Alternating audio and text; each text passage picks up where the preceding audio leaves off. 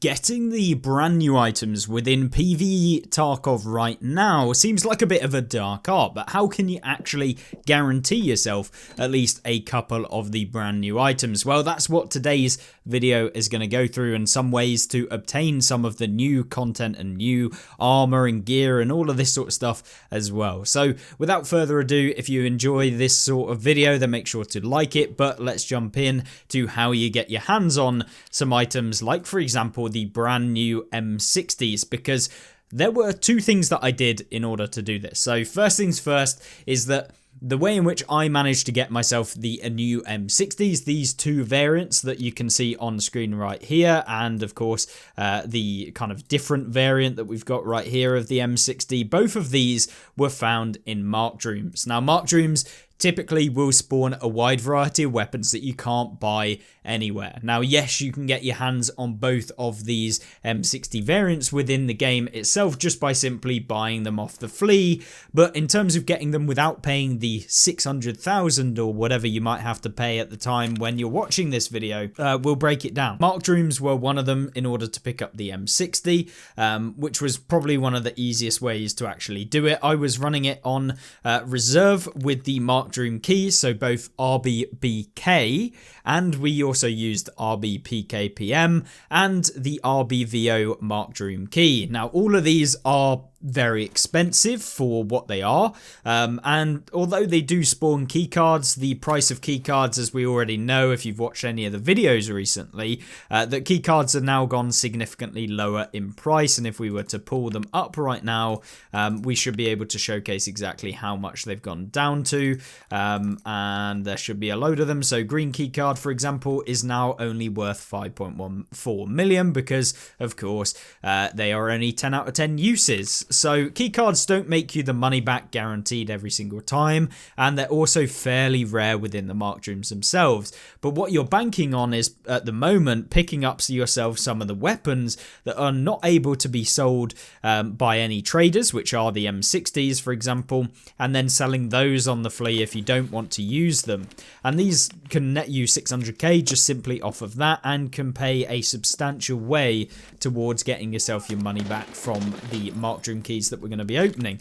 But there's a reason why we weren't using Dorm's marked room keys in order to actually get these items, and that's because you can save yourself a ton of money because of the fact that when you use all of these keys, you can then trade them in using the trade with Jaeger. And if we were to look at keys, you can see that we can get ourselves a dormed marked room key for submitting the reserved marked room keys, all three of them. And you might be thinking, well, why would I put in 3 full use marked room keys from reserve? Well, you don't need to. You can put 1 out of 10 use marked room keys from RBVO, RBPKPM and RBBK in order to get yourself a marked room for dorms. And the dorms marked room key, although not being worth an insane amount, it is still worth quite a lot. And you can see the actual room key at 9 out of 10 uses, about 14 million right now. So very, very expensive.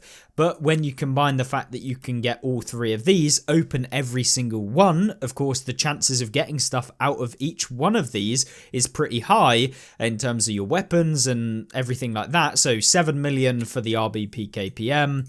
You've got yourself about 8 million for RBVO, so that's 15 million total. And the RBBK, which is the more expensive one, about 16 million. So you're spending about 30 million to pick up all of these.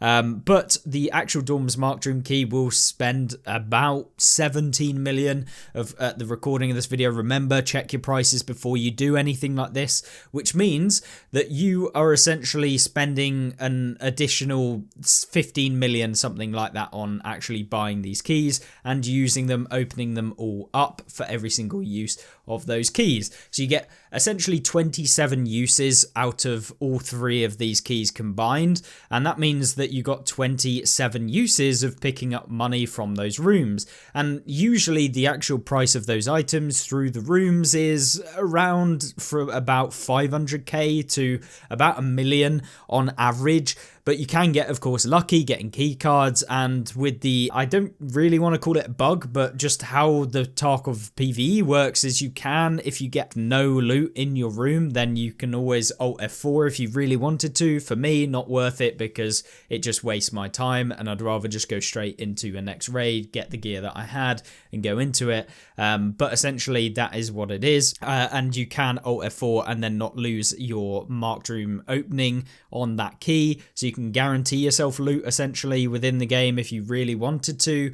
So it's really up to you. Of course, if you're trying to get that actual stuff out of the marked room, you are going to essentially get taken out at some point, probably, but it's very minimal on reserve because there's a lot of extracts that are relatively safe, especially the one radar tower, and then you use a red rebel with a paracord to use the climber's trail, I believe, something like that, in order to actually extract. It's the one right next to the building, and yeah, you can get out very safely. And I've pretty much, once I've actually left the RBBK room and gone up that way, never got taken out. So it's a nice thing to do and can net you quite a bit of money. And you can, of course, get weapons that you can't just buy off of the flea. And in that sense, you are going to be able to get the weapons that are unlocked via traders much sooner. And you can use those to your advantage. So, for example, the SIG MCX spear here, you can only get it from the marked room or simply finding it in your raids. You can't buy it until you've completed the quest to unlock that from Peacekeeper. So it's a really good way of getting those weapons early, which are very, very good. And of course, right now, it's the simplest and easy way to get yourself the brand new weapons. In terms of some of the new gear then, well, there's a couple things that you can do in order to get yourself your hands on the Contact 5s, for example, or maybe you want to get yourself some of the new armored rigs or the helmets that are in the game. Well, the reserve run is also very good because if you go down into the basement of reserve, into the bunker area where you'll find RBPK PM key, you'll also find a ton of raiders and PMCs, as PMCs with the new AI system will now actually push down into the bunker, as well as the spawns being very nice within the bunker of the raiders, and the engagements are actually super fun. So I think that that should be a factor when we're kind of assessing whether or not you should do this sort of thing. So it's really fun, the engagements are cool, the AI work much better in somewhere like that, and you know, you can have a ton of fun whilst also getting yourself some of the new gear. Some of the raiders, for example, will have the new back bastion helmet, as you can see here. So it's basically a bastion but a different color, which is kind of cool. And of course you all have different linked items that you can put onto the bastion. Unfortunately, they removed the ability to put on the bastion plate that you could have on some of the helmets. So if we were to grab it up, the actual bastion with the protective shield that goes along the top of it, so the bastion plate, which is level 6, you can't buy that anymore. It has to be found in raid, which kind of sucks, but at the same time it kind of makes it a little bit more interesting. And so you can actually find gear on all of the PMCs and the raiders, which do spawn in reserve, that will have these armor and gear components that you want to use. And that's just a great way to farm up the gear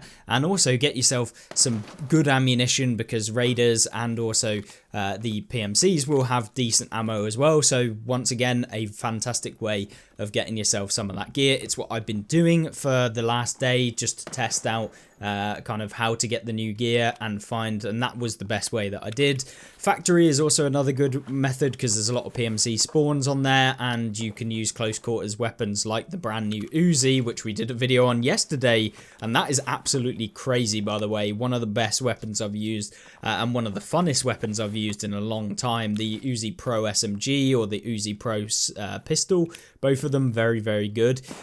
So if you were to want to test out new weapons and actually get new weapons and gear, then that is a brilliant way to do it. And Factory is kind of cool with the rework and to test it out and get used to it for when you want to do factory raids. There's a ton of new tasks on there as well, so you can run Factory too.